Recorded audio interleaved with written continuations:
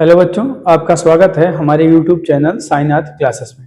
जो क्लास 10 गणित विषय के लिए महत्वपूर्ण प्रश्नों की सीरीज चल रही थी, उसमें आज हम बहुविकल्पी प्रश्न जो बोर्ड परीक्षा 2025 में पूछे गए हैं उनको आज मैं यहाँ सॉल्व करवा रहा हूँ। ये हमारे पास प्रश्न है। प्रश्न संख्या यहाँ पे हमने पहला लिखा है कि संख्या 156 का अभाज्य गुणनखंड होगा। देखिए, प्रश्न जो है 20 प्रश्न पेपर में बहुविकल्पी पूछे जाते हैं, जिसको आपको क्या करना है, OMR पे गोला करके लगाना है। ठीक है, जो कंप्यूटर से चेक होता है, तो आपको सावधानी पूर्वक जो है इस प्रश्न को लगाना है, क्योंकि एक नंबर का अगर गलत हुआ तो एक नंबर आपका क्या हो जाएगा, माइनस हो जाएगा। तो आप इसके लिए जरूर अभ्यास करिए, क्योंकि ये जो है अच्छा नंबर लाने में मदद करता है। कुछ बच्चे इस पे ध्यान नहीं देते हैं, उनको ध्यान देने की यहाँ पे जरूरत है कि बहुविकल्पी प्रश्न अगर 20 नंबर का है तो अगर हमें 20 में 20 मिल जाए तो हमारे लिए बहुत अच्छा होगा। तो चलिए इन प्रश्नों को हम क्या करते हैं, सॉल्व करेंगे कि कौन सा ऑप्शन हमारे लिए सही होगा। देखिए 156 का अभाज्य गुणनखंड, तो अभाज्य गुणनखंड यहाँ मैं सॉल्व करवा रहा हूं इस तरफ, और यहाँ पे ऑप्शन और प्रश्न दिए गए हैं। तो पहले प्रश्न पे आप ध्यान दीजिएगा।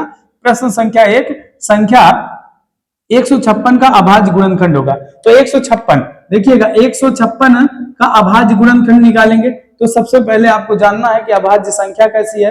वह संख्या जो स्वयं से और 1 से विभाजित हो उनको हम क्या कहते हैं, अभाज्य संख्या। तो यह संख्या किससे कटेगी, 2 से काटिए। 2 7 14, 1 बचा, 2 8 कितना हुआ, 16।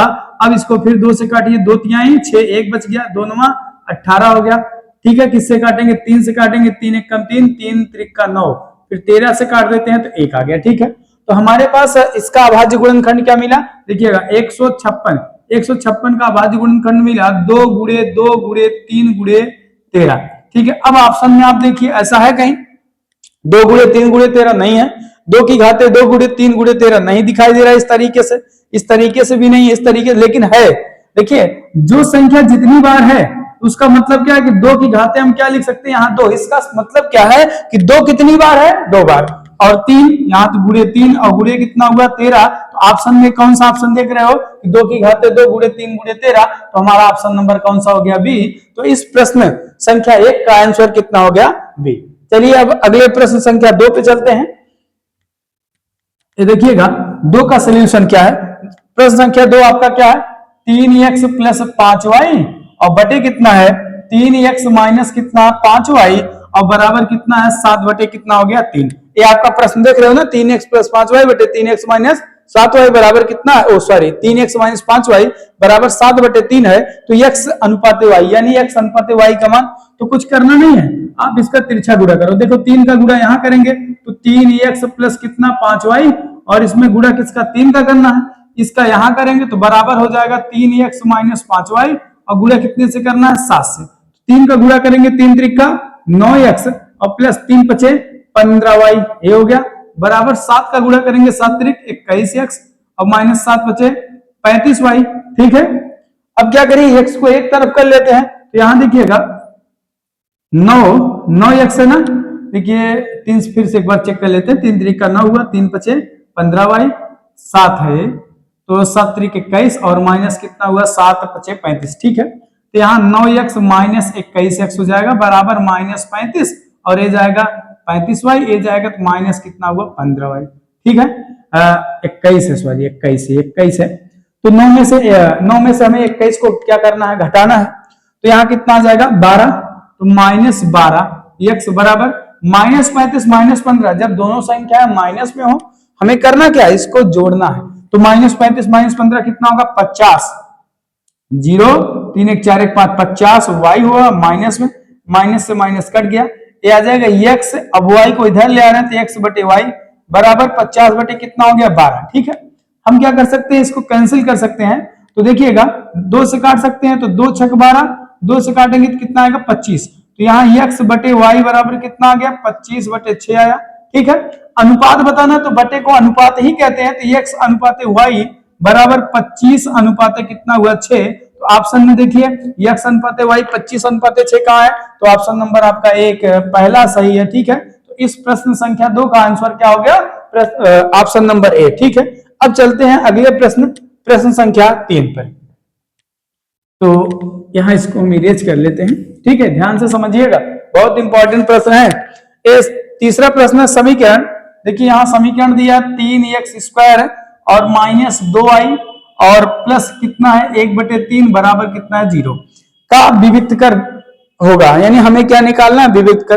तो पहले आपको जानना है कि विविक्त कर का फार्मूला, और पहले यहाँ देखिए हम इसको क्या कर रहे हैं, सॉरी यहाँ 2x है, क्या है 2x ना, ये हो गया। हम क्या कर रहे हैं, मानक समीकरण आप जानते हो ax² प्लस कितना होता है bx प्लस c बराबर 0, ये हमारा क्या मानक समीकरण है। यहां से हम क्या करेंगे abc का मान निकालेंगे। जब आप कंपेयर करोगे, तुलना करोगे, तो a का मान कितना आएगा, a बराबर 3 आ जाएगा और b बराबर कितना आ जाएगा -2 आ जाएगा और c बराबर कितना आ जाएगा 1/3। यहां तो समझ में आ रहा है। कंपेयर सीधे करना, कंपेयर का मतलब तुलना करनी है, x² से तो a कैंसिल, तो a की वैल्यू कितना 3, x से कैंसिल, b की वैल्यू देखिए हम प्लस से कंपेयर कर रहे हैं, यहाँ -2 है तो -2 लिखेंगे, यहाँ प्लस है तो c का मान 1/3 आया। अब विविक्त कर आप जानते हो d बराबर क्या होता है b² - 4ac, ये क्या है हमारा विविक्त कर है। d बराबर कितना होता है b² - 4ac, एक विविक्त कर का फार्मूला है। तो यहाँ d की वैल्यू हमें बताना है, b का मान -2 का क्या करेंगे स्क्वायर, -4 गुणे a का मान कितना है 3 है और c का मान कितना है 1/3 है। यहाँ तो समझ में आ रहा है ना, मान ही रखना है। तो 3 से 3 कितना हो गया, कट गया। d बराबर कितना हुआ -2 का स्क्वायर, इसका मतलब क्या है कि -2 का 2 बार गुणा करेंगे तो 2 दूना कितना हो जाएगा 4 और इधर -4, तो d बराबर कितना आया 0। यानी इस प्रश्न संख्या 3 में विविक्त कर का मान कितना आ गया 0। तो हमारा ऑप्शन नंबर क्या सही हुआ, ए। ठीक है, ऑप्शन नंबर कौन सा सही हुआ, ए सही हुआ। अब चलते हैं अपने अगले प्रश्न संख्या किसमें 4 पे। चलिए इसे हम इरेज कर दूं, चलते हैं। ये देखिए प्रश्न संख्या 4, यहाँ आप देख रहे हो कि कह रहे हैं कि निम्नलिखित सारणी का माध्य होगा। हमें क्या बताना है, माध्य बताना। माध्य का मतलब आप जानते हो समांतर माध्य। तो यहाँ हमें सारणी दिया है, बारंबारता दिया है। तो यहाँ चलिए सॉल्व करते हैं। यहाँ क्या लिखा है, वर्ग अंतराल, और इधर हो गया, इधर बारंबारता है, बारंबारता, वर्ग अंतराल बारंबारता है। वर्ग अंतराल में 2 से कितना है 4, 4 से कितना है 6, 6 से कितना है 8, 8 से कितना है 10, 10 से कितना है 12। ठीक है, बारंबारता में कितना है 2 4 2 4 7 3 4, ये आपका बारंबारता है। ठीक है, तो चलिए ये देखिएगा यहाँ पे क्या है, इसको हम यह फ्रीक्वेंसी भी कहते हैं। अब इसके बाद हम क्या निकालेंगे, बगल में यक्ष निकालते हैं, क्योंकि हमसे माध्य पूछा गया तो यक्ष निकालेंगे। देखिए यक्ष निकालते हैं तो यक्ष क्या होता है, इस वर्ग अंतराल के आधा करना है, वर्ग अंतराल को जोड़ के आधा करना है। तो 4 2 कितना हुआ, देखिएगा 4 2 6, 6 का आधा कितना होगा 3, 6 4 10, 10 का आधा कितना 5, 8 6 14, 14 का आधा कितना होगा 7। देखिए 2 2 आप जोड़ रहे हो, 3 में 2 5, 5 में 2 7, 7 में 2 9 आएगा, 9 2 कितना आ गया 11। अगला लिखेंगे यफ इंटू कितना लिखेंगे यक्स, यहाँ यफ और एक्स का गुणा करना है। तो 2 3 कितना हुआ 6, 4 5 20, यहाँ 7 7 49 और 9 3 27 और 11 4 44। ठीक है, अब आपको फार्मूला मालूम होगा कि माध्य बराबर क्या होता है, माध्य बराबर होता है समेसन यफ इंटू यक्स बटे समेसन यफ। ठीक है, समेसन का मतलब क्या करना है, योग है ये।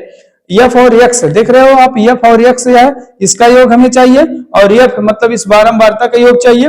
दोनों से हम भाग करेंगे तो हमें क्या मिल जाएगा, माध्य मिलेगा। तो चलिए यहाँ पहले हम जोड़ लेते हैं, इनका योग निकालिए तो कितना आ रहा है देखिएगा। तो यहाँ देखिए 6 0 9 6 15, 15 5 20, 2 22, 22 4 कितना हुआ 26, 26 के 6 यहाँ से लग गया कितना 2। यहाँ देखिए 2 4 2 6, 6 2 8, 8 4 12, 12 2 कितना हुआ 14। ठीक है, 146 एक बार फिर से चेक कर लेते हैं अगर कहीं गलती है तो देखिएगा 9 6 कितना हुआ 15 और 15 5 20, 2 22, 22 4 कितना हुआ 26, 6 हासिल लगा 2, सही है।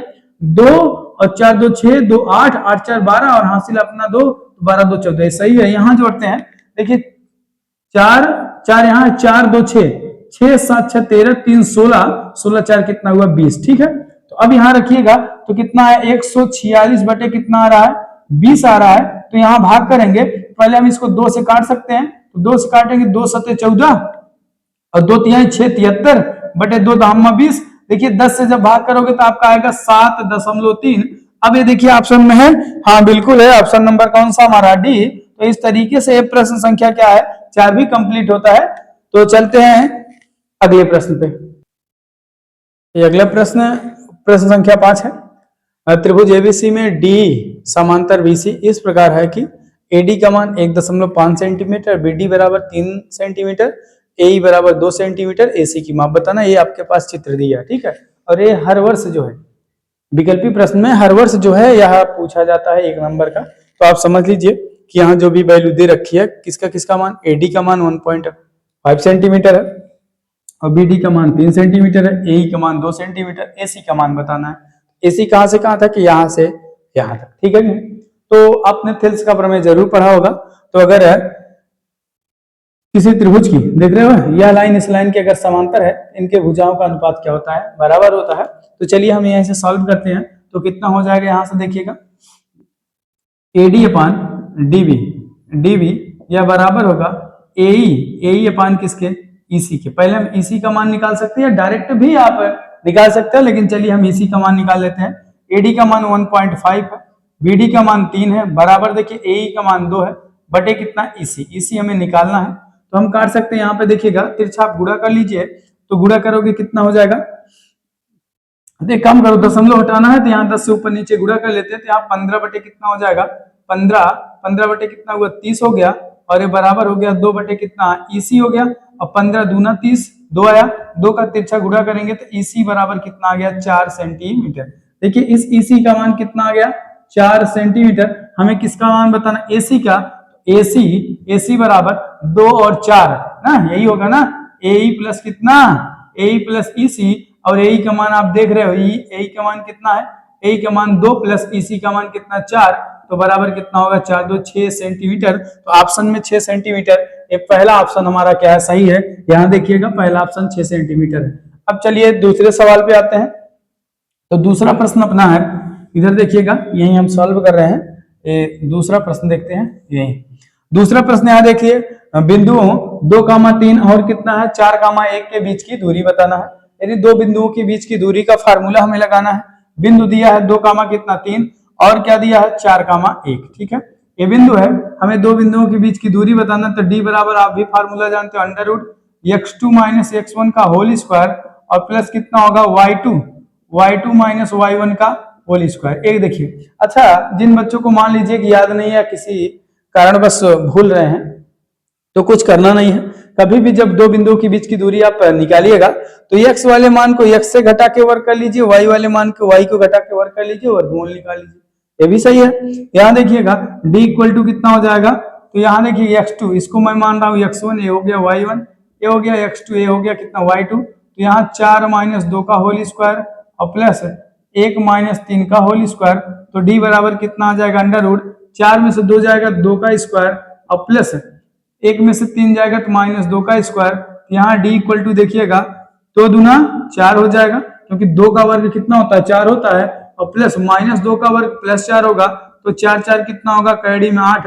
अच्छा 8 को आप क्या लिख सकते हो, 2 कैडी में 2, कितना हो जाएगा 2 कैडी में 2, इतना मात्रक यही आएगा कितना, 2 कैडी में 2। तो ऑप्शन में 2 कैडी में 2 कहाँ है, ऑप्शन नंबर बी। तो यही इस प्रश्न संख्या किसका, अच्छा का आंसर कौन सा है, 2 कड़ी में 2 मात्रक, ठीक है। तो चलिए आगे आते हैं प्रश्न संख्या किस पे, 3 पे।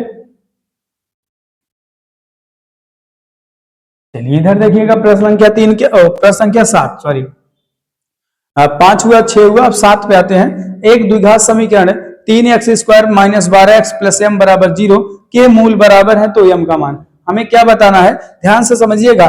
प्रश्न संख्या 7 है, यह सवाल जो है, यह प्रश्न जो है पेपर में लगातार पूछा जाता है और बहुत अच्छे प्रश्न है, 2 नंबर में भी पूछे जाते हैं, ठीक है। तो आप इसको अच्छे से समझिए और अच्छे से लगाइए। ये द्विघात समीकरण दिया 3x² minus 12x plus m बराबर 0 के मूल बराबर है, तो m का मान। अब यहाँ पीछे वाले प्रश्नों में विविक्त कर निकाले थे, उसी से संबंधित है, लेकिन यहाँ बस प्रश्न में क्या है कि मूल बराबर है। तो चलिए हम यहाँ समीकरण लिखते हैं।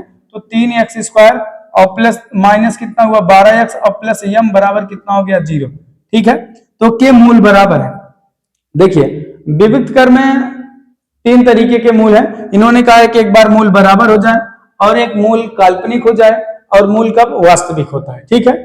तो देखिएगा जब मूल बराबर है तो इसका मतलब है विविक्त कर में जो b² माइनस 4ac है उसका मान 0 के बराबर होता है, और मूल जब वास्तविक हो तो बी स्क्वायर माइनस 4ac का मान प्लस में होता है, और जब मूल काल्पनिक हो तो बी स्क्वायर माइनस 4ac का मान क्या होता है, माइनस में होता है। ठीक है, आपको ये बात याद रखना, मूल अगर निगेटिव हुआ, माइनस हुआ तो कैसा होगा, सॉरी विविक्त कर का मान निगेटिव हुआ तो मूल कैसा होगा, काल्पनिक होगा, और विविक्त कर का मान पॉजिटिव होगा तो मूल क्या होगा, वास्तविक होगा, और विविक्त कर का मान अगर 0 होगा तो मूल क्या होगा, बराबर होगा। तो यानी हम सीधे सीधे इसको कंपेयर करेंगे, ax स्क्वायर प्लस किससे, bx, किससे, bx प्लस c बराबर क्या है, 0 है। ठीक है, a का मान कितना आ गया 3, b का मान कितना आ गया -12, c का मान कितना m आ गया।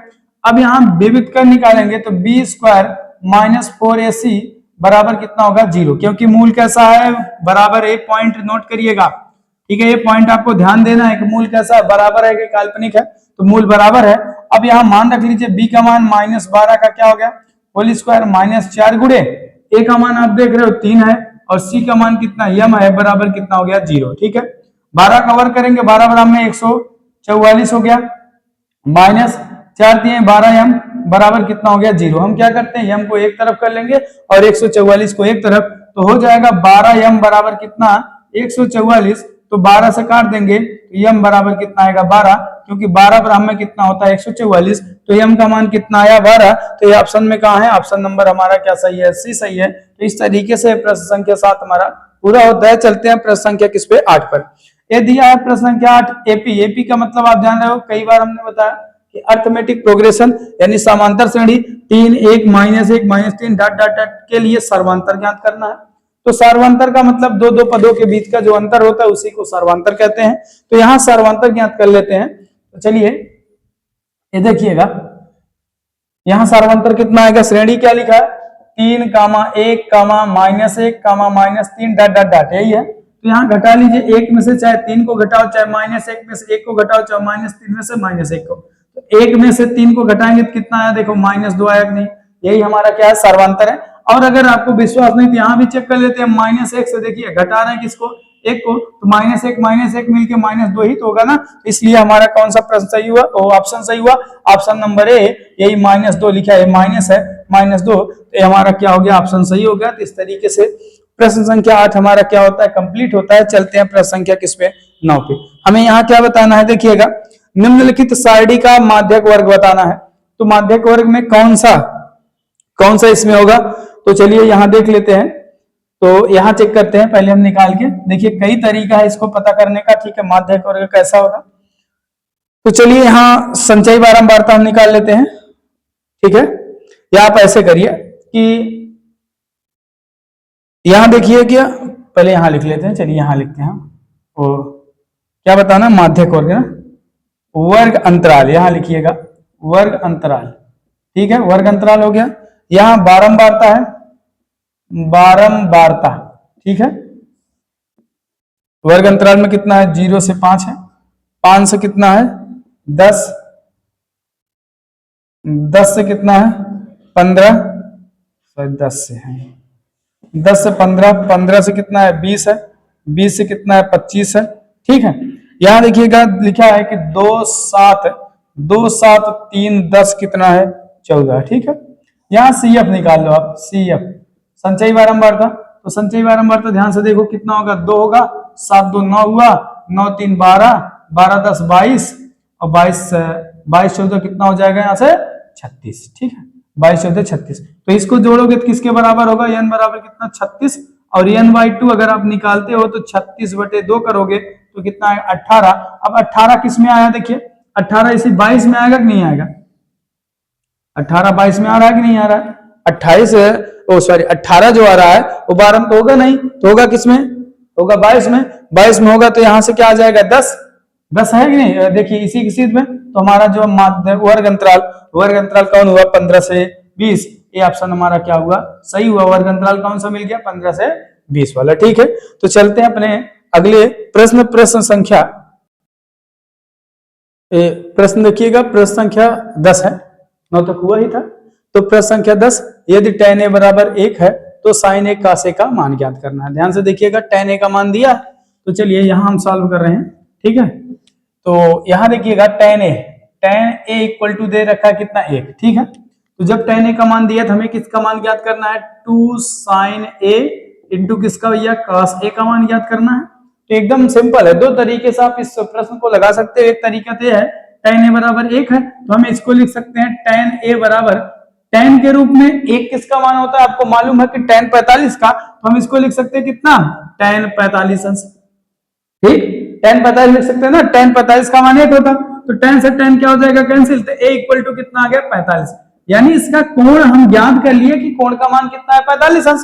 तो भाई a का मान उठा के यहां रखेंगे तो 2 sin कितना होगा, 45 अंश इंटू cos कितना होगा, 45 अंश, तो हो जाएगा 2 गुणे sin 45 का मान 1/2 में 2 होता है और cos 45 का मान भी 1/2 में 2 होता है, तो हो जाएगा, ऊपर गुणा करोगे, देखिए 2 1 कम 2 बटे कड़ी में 2 गुणे कड़ी में 2 कितना आएगा, 2 2 2 से कट गया, कितना आ गया, 1। ऑप्शन में कितना आया, 1। ठीक है, तो आप इस माध्यम से भी क्या कर सकते हो, लगा सकते हो। या दूसरा तरीका और है, जैसे tan a आपको दिया गया है, एक आप समकोण त्रिभुज बनाइए, tan बराबर क्या होता है, लंब बटे आधार, तो हम इस 1/1 कर दिए, तो लंब 1 हो गया, आधार 1 हो गया, इसको a कह दीजिए, इसको b और इसको c, तो कर्ण कितना आ जाएगा, कड़ी में 2 आ जाएगा। अरे आप लगाइएगा पाइथागोरस प्रमेय, तो कर्ण का मान कितना आएगा, 2। ये तो आप कर सकते हो ना, बहुविकल्पी प्रश्न है। तो यहां से आप साइन का मान निकालना है, तो 2 गुणे साइन है ना, तो साइन का मान कितना, साइन बराबर क्या होता है, लंब बटे कर्ण, 1/2 में 2 आ गया, 1/2 में 2 गुणे कास का निकालना, कास बराबर आधार बटे कर्ण होता, तब भी 1/2 में 2। देखिए जो यहाँ हमने लिखा है वही यहाँ तो भी लिखा है ना, तो आप चाहे आप इस माध्यम से लगाइए चाहे आप इस माध्यम से लगाइए, दोनों का आंसर कितना आएगा, 1 आएगा। तो ऑप्शन नंबर हमारा कौन सा सही है, ऑप्शन नंबर ए हमारा सी फॉर कैट, यही हमारा ऑप्शन क्या है, सही है। तो चलिए चलते हैं अगले प्रश्न संख्या किस पे, 11 पे। लिखा है कि एक वृत्त के केंद्र से 25 सेंटीमीटर की दूरी पर स्थित बिंदु O से वृत्त की स्पर्श रेखा की लंबाई 24 सेंटीमीटर है, वृत्त की त्रिज्या ज्ञात करिए। तो चलिए यहां हमें क्या बताना है कि एक वृत्त दिया है और इसकी स्पर्श रेखा की लंबाई 24 सेंटीमीटर है, कितनी है, 24। तो चलिए यहां खींचिएगा, ये हमारे पास क्या है, एक वृत्त है, ठीक है, एक वृत्त हो गया, इसका एक केंद्र हो गया, ठीक है, किसकी लंबाई, वृत्त के केंद्र से 25 सेंटीमीटर। देखिए यहां दिखाई नहीं दे रहा, फिर से देख लीजिए, एक वृत्त के केंद्र से 25 सेंटीमीटर दूरी पर स्थित बिंदु है, वृत्त के केंद्र से, तो भैया ये केंद्र है, तो चलिए यहाँ 25 सेंटीमीटर दूरी पर 25 सेंटीमीटर यहाँ बिंदु हम मान लेते हैं, ठीक है, वो बिंदु स्थिर है और स्पर्श रेखा की लंबाई, वो बिंदु से वृत्त की स्पर्श रेखा की लंबाई 24 सेंटीमीटर है। चलिए यहां से देखिए, यहां देखिए स्पर्श रेखा यहां से मैं खींच रहा हूं, ये वृत्त की क्या है, त्रिज्या है, और ये स्पर्श रेखा है, ये यहाँ पॉइंट O है, और इसको हम O डैश मान लिए और इसको हम चलिए A मान लिए, ठीक है कि नहीं।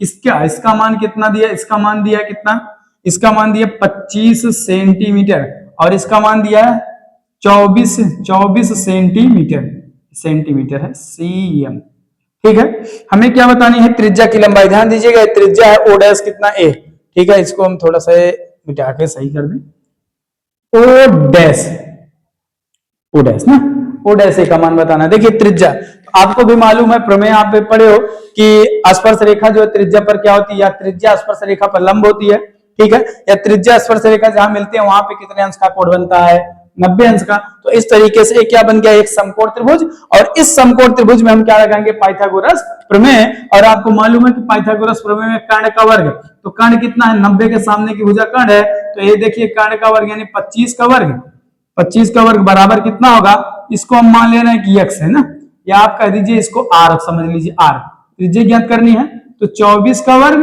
और प्लस कितना हो गया r स्क्वायर, 25 का वर्ग 625 होता है, 24 का वर्ग 576 होता है और प्लस कितना r स्क्वायर, ठीक है। देखिए आपको तो 1 से लेके 25 तक 30 तक के वर्ग याद होने चाहिए, कि जिससे विकल्पी प्रश्न है भाई 10 15 20 सेकंड में हमें लगाना है या 1 मिनट में हमें लगाना है, तो हमारा प्रश्न जल्दी से सही हो जाए, ठीक है। हमें क्या करना है, इसी सवाल को अगर 2 नंबर में दिए जाए 4 नंबर में, उतना ही टाइम पे लगाएंगे, तो विकल्पी और उसमें अंतर क्या, आप क्या करिए कि जल्दी से इसको लगाइए अच्छे से, ठीक है, और गलत कभी नहीं होना चाहिए, ठीक है। तो चलिए इसको आप इधर ले आओगे तो 625 आया और माइनस 576 बराबर r स्क्वायर हो गया। अब आप घटा लीजिए, देखिए 15 है, 15 में 6 जाएगा तो 9 आ गया, 9 6 15 होता है, यहाँ 1 बचा, यहाँ 11 में 7 4 11 49 आया r स्क्वायर, तो r बराबर कितना आ जाएगा 7 सेंटीमीटर, यानी त्रिज्या का मान कितना होगा 7 सेंटीमीटर। तो ऑप्शन नंबर कौन सा सही है, ये सही है। ठीक है, अच्छा देखिए, अगर आप पाइथागोरस इतना ज्यादा पाइथागोरस नहीं सॉल्व करना चाहते हो तो आपको भी मालूम है कि कर्ण का जो वर्ग होता है आधार के वर्ग और लंब के वर्ग के बराबर होता है। अगर देखिए 25 का वर्ग कितना है 625, कितना है 625 है ना, ये 25 का वर्ग है। 24 का वर्ग आपको मालूम है कि 576 होता है। अब इसमें हम क्या जोड़ दें 625 के बराबर हो जाए, क्या जोड़ दें कि 625 के बराबर हो, तो आप इसको इधर करके घटा के तुरंत लिख सकते हो। यह पहली संख्या दिखाई दे रही है, पहला ऑप्शन 7 है, तो 7 का और कितना होगा 49, यहाँ 49 रख लो, 49 रखो, जोड़ो, देखो 625 इधर है, इधर जोड़ोगे तो 625 आया। तो इसका मतलब क्या है, हमारा ऑप्शन यही 49 क्या है सही है। तो 49 किसका वर्ग था 7 का, तो ऑप्शन नंबर क्या सही हो जाएगा, ए हमारा सही हो जाएगा। लेकिन आप अगर इतना जल्दी नहीं कर पाते हो तो बहुत अच्छा है कि आप इसी पाइथागोरस प्रमेय से ही सॉल्व करिए, एकदम एग्जैक्ट आंसर और सटीक आंसर आ जाएगा, जिसमें गलत होने की संभावना 0% होगी। ठीक है, तो चलिए अगले प्रश्न पे चलते हैं। प्रश्न संख्या कितना है 12। एक मीनार की ऊंचाई 20 मीटर है, जमीन पर बनने वाली छाया की लंबाई 20 कैडी में 3 मीटर है, तो उन्नयन कोण कितना होगा। देखिए मीनार दिया है, ऊंचाई दिया है, तो सॉरी मीनार और छाया दिया ना, देखिएगा यहां से पहले हम इसे इरेज कर देते हैं तब इसको सॉल्व करते हैं। ये देखिए प्रश्न जो है कह रहा है कि एक मीनार है, तो चलिए हम यहां से क्या खींच दिए मीनार, मान लिए कि मीनार है, मीनार, ठीक है। अब ऐसा मत सोचिएगा कि झुकी हुई मीनार है, पीछा वाली मीनार नहीं है, सीधी सीधी स्ट्रेट मीनार है। ठीक है, तो ये चलिए एकदम सीधी मीनार है जो 90 अंश का कोण इस पृथ्वी से बना सके। ठीक है, चलिए 90 अंश का कोण बना दिए, ये मीनार हो गई। अब एक कह रहा है कि भाई यहाँ 90 अंश का कोण है, अब इन्होंने दिया कि मीनार की ऊंचाई 20 है, छाया की लंबाई कितनी है 20 कैडी में 3, ये ऊंचाई यानी मीनार कितनी लंबी है 20 मीटर। अच्छा छाया का मतलब आपको भी मालूम है कि अगर यहाँ से हम प्रकाश स्रोत लगाएं, यहाँ से लाइट या टार्च कुछ भी जलाएं तो इधर की छाया भाई इधर बनेगी, तो यही इसकी छाया है। तो इन्होंने कहा कि छाया कितनी है 20 कैडी में 3 मीटर है, ये छाया है। ये देखिए उन्नयन कोण यही कोण बनेगा, तो मान लेते हैं कि उन्नयन कोण कितना है थीटा है। इस कोण को हमें बताना है। हमें यहाँ देखिए क्या प्राप्त है, ये लंब हो गया, ये आधार हुआ, लंब और आधार का अनुपात किसमें आता है tan में। तो यहाँ चलिए हम सीधे डायरेक्ट लगाते हैं tan थीटा, tan बराबर लंब बटे आधार, तो लंब कितना है 20, आधार 20 कैडी में कितना है 3 है, 20 से 20 कट गया, यहाँ गया tan थीटा बराबर कितना 1 बटे कैडी में 3, तो यहाँ कितना होगा tan थीटा बराबर, देखिए tan के रूप में 1 बटे कैडी में 3 किसका मान है, tan 30 का मान है, तो tan 30 हो गया। अब यहाँ से tan कैंसिल, तो थीटा बराबर कितना 30 अंश। तो ऑप्शन कहाँ है, ऑप्शन नंबर हमारा ए सही है। यहाँ थीटा का मान यानी उन्नयन कोण कितना आ गया है 30 अंश। तो इस तरीके से यह प्रश्न हमारा क्या होता है कंप्लीट है। तो अगले प्रश्न पे, प्रश्न संख्या कौन सी है 13। देखिए लिखा है कि 14 सेंटीमीटर त्रिज्या के एक वृत्त का एक चाप उसके केंद्र पर 30 अंश का कोणांतरित करती है, उसके संगत त्रिज्यखंड का क्षेत्रफल ज्ञात करना। तो चलिए त्रिज्यखंड का हम क्या करते हैं, क्षेत्रफल ज्ञात करते हैं। ठीक है, यहां देखिएगा, जैसे समझ लीजिए त्रिज्यखंड बनेगा कैसे। देखिए वृत्त है, ए इसका केंद्र है, केंद्र से परिध तक की दूरी को हम त्रिज्या कहते हैं। इधर भी अगर हम त्रिज्या खींच दें, देख रहे हो कि त्रिज्या के द्वारा ये भाग बन रहा है कि नहीं बन रहा है ना, ये ऐसे अगर इसको बाहर करें ऐसे बना कि नहीं बना, इसी को हम क्या कहते हैं त्रिज्यखंड कहते हैं। तो इसी त्रिज्यखंड का हमें क्या ज्ञात करना, क्षेत्रफल। तो इस त्रिज्या के द्वारा जो केंद्र पर कोण बना है, कोण का मान कितना है 30 अंश है, और त्रिज्या का मान कितना है 14 सेंटीमीटर। 14 सेंटीमीटर ये त्रिज्या है, ये भी कितना हो जाएगा 14 सेंटीमीटर। चलिए अब हमें क्या बताना है, संगत त्रिज्यखंड का क्षेत्रफल। तो आपको मालूम है कि त्रिज्यखंड का क्षेत्रफल क्या होता है, लिख देते हैं यहाँ पे, त्रिज्यखंड का क्षेत्रफल बराबर कितना होता है पाई आर स्क्वायर थीटा बटे 360, ये इसका फार्मूला है। देखिए यह प्रश्न चाहे 1 नंबर में आए तब भी यही फार्मूला लगाना है, यह प्रश्न 2 नंबर में आए तब भी यही लगाना है, 4 नंबर में आ रहा है तब भी यही लगाना है, इसमें कोई परिवर्तन नहीं है कि आप इसको जल्दबाजी से किसी माध्यम से कर सकते हो। तो फार्मूला देखिए, चलिए मान रखिए पाई का मान कितना है 22/7 गुणे आर का मान आप देख रहे हो 14 है, तो 14 गुणे 14 और गुणे थीटा का मान 30 अंश, तो 30 बटे कितना हुआ 360, तो 0 से 0 कट गया और 7 से 14 2 बार में कटा और 3 से कटा कितनी बार में, 3 1 कम 3 3 2 6 12 यहाँ 36।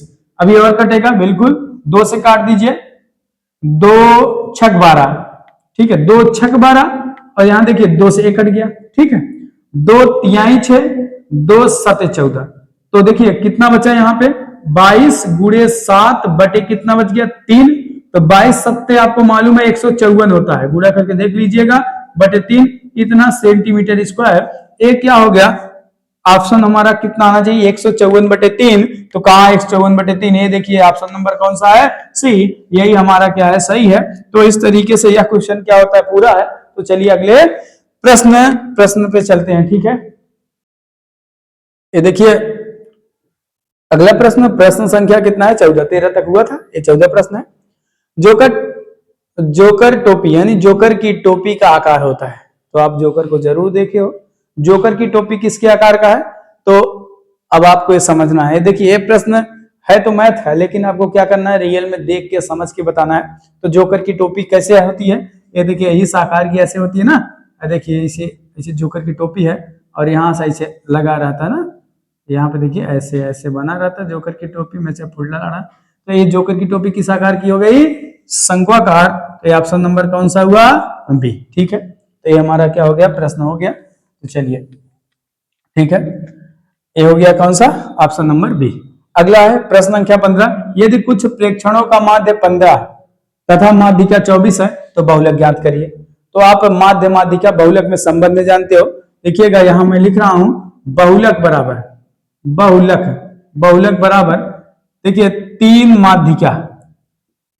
माध्यिका और माइनस 2 माध्य। देखिए याद करने का तरीका मैं बता दूं कि जो बच्चे कंफ्यूज हो जाते हैं माध्यिका पहले माध्य बाद में बहुलक कहाँ है, तो ध्यान से एकदम सोच लीजिए कि 3 माध्यिका में 3 अक्षर, आधा छोड़ दीजिए आप। देखिए माँ या और का, माध्यिका में कितने अक्षर 3, तो इससे गुणा किसमें करना है 3 से, और माध्य में कितने अक्षर है 2, माँ और या, तो इससे 2 से गुणा करना है।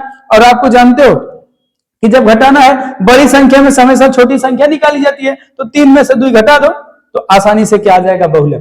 तो बहुलक बराबर क्या होगा, 3 गुणे माध्यिका माइनस 2 गुणे माध्य। अपने दिमाग में एकदम फीड कर लो कि माध्यिका में 3 से गुणा करना है, माध्य में 2 से गुणा करना है, बड़ी संख्या में छोटी को घटाना है। इस तरीके से फार्मूला आपको याद रहेगा, आपको कंफ्यूज नहीं होगा, ठीक है। तो चलिए यहाँ माध्यिका नहीं कितना देगा 3 गुणे माध्यिका, देखिए प्रश्न में 24 है, तो यहाँ क्या लिखेंगे 24 माइनस 2 गुणे माध्य कितना है, माध्य है 15, तो यहाँ 15 लिख दिए बराबर 24 तिया कितना होगा, देखिए 4 तिया 12, 2 हासिल लगा कितना 1 और 3 दूना 6 1 7, 24 तिया 72 माइनस 15 दूना 30, तो घटाएंगे कितना आएगा 42। तो ऑप्शन कौन सा हुआ, ऑप्शन नंबर 42 का है, ऑप्शन नंबर डी, ये हमारा क्या है, ऑप्शन सही है।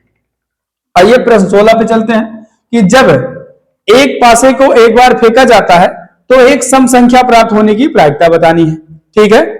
अच्छा पासा का मतलब इतना समझिए, पासा का मतलब लूडो वाली जो गोटी होती है जिसपे 1 से लेकर 6 तक के अंक हैं, तो पासे पे 1 लिखा रहता है, 2 3 4 5 6, ये पासे के अंक है।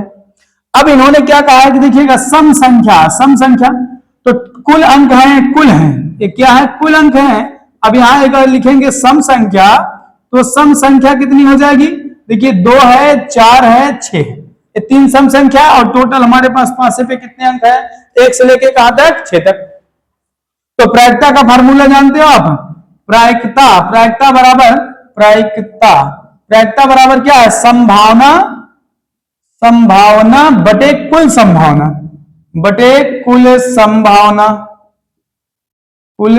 संभावना, ठीक है।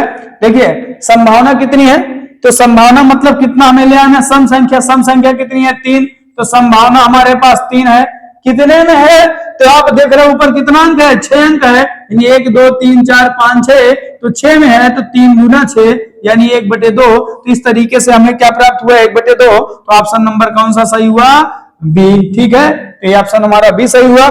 आइए अगले प्रश्न पे, प्रश्न संख्या कितना 17 है। अच्छी तरह से फेंटे हुए ताश के 52 पत्तों में से एक पत्ते को यादृच्छा निकालने पर पत्ते के रानी होने की प्रायिकता ज्ञात करनी है। यानी 52 पत्ते हैं, उसमें से एक पत्ता हमें निकालना है, वो पत्ता रानी है, उसकी क्या प्रायिकता है। तो चलिए इसको हम क्या करते हैं, समझते हैं। यहां पे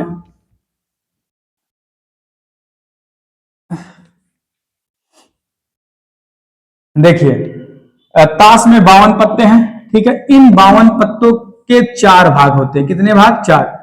एक 13 पत्ता है, एक काला रंग का अगर होगा तो इसको हम क्या कहते हैं, चिड़िंग कहते हैं, ठीक है।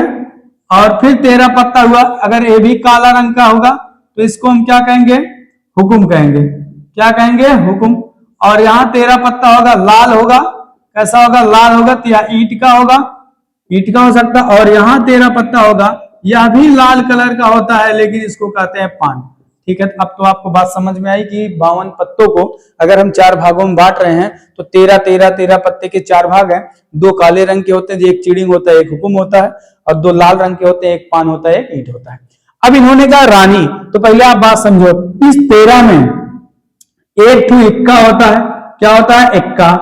एक तो बादशाह होता है, ठीक है, बादशाह। और अगला बेगम, और फिर क्या होता है, गुलाम, ठीक है। देखिए गुलाम होता है। ऐसे ऐसे इसमें भी वही 4 पत्ते, वही 4 पत्ते इसमें, वही 4 पत्ते इसमें होते हैं, ठीक है। तो हमारे पास देखिए इक्का कितना हुआ, एक इक्का यहाँ, एक यहाँ, एक यहाँ, एक यहाँ, तो 4 इक्का। बादशाह एक यहाँ, एक यहाँ, एक यहाँ, एक यहाँ, 4 बादशाह। बेगम कितना, 4। गुलाम कितना, 4। तो हमसे रानी पूछ रहा, रानी का मतलब वही बेगम, रानी का मतलब क्या है, बेगम है। तो बेगम टोटल कितने हुए, 4। एक चिड़िंग में, हुकुम में, ईंट में, लाल में, तो 4 बेगम है। कितने में, टोटल पत्ता कितना है, 52। तो देखिए 52, यही तो अभी हमने फार्मूला कहा कि प्रायिकता बराबर संभावना बटे कुल संभावना, कुल पत्ती 52 है। और जो हम निकालेंगे वो कौन सी पत्ती होनी चाहिए, तो ये देखिए रानी होनी चाहिए। तो रानी का मतलब क्या है, बेगम। तो बेगम 4 है, 4 बटे 52, इसको आप कैंसिल करोगे, 1 बटे कितना आएगा, 13। तो ये देखिए ऑप्शन कहाँ है, ऑप्शन नंबर बी। यहां देख लीजिए, ये ऑप्शन नंबर कितना है, बी है। तो ये हमारा क्या है, ऑप्शन सही है। तो इस तरीके से यह बहुविकल्पी प्रश्न की जो 2025 में सेट है संख्या 1 है, वो हमने आपको पूरा बता के पूरा कर दिया है, ठीक है। तो इस तरीके से और बहुविकल्पी प्रश्न की जो वीडियो है आपको प्रतिदिन डे बाय डे आपको मिलती रहेगी। लेकिन आप ईमानदारी पूर्वक जो है, पेपर आपका बहुत ज्यादा समय नहीं है, 18 फरवरी से ही प्रारंभ होगा, तो आप ईमानदारी पूर्वक पढ़िए और इस प्रश्न को जरूर देखिए, जिससे पेपर में आपका लाभ हो कि किस तरीके से पेपर में प्रश्न आते हैं। और चैनल को लाइक और सब्सक्राइब जरूर करिए। तो चलिए आज तक यहीं तक है, धन्यवाद।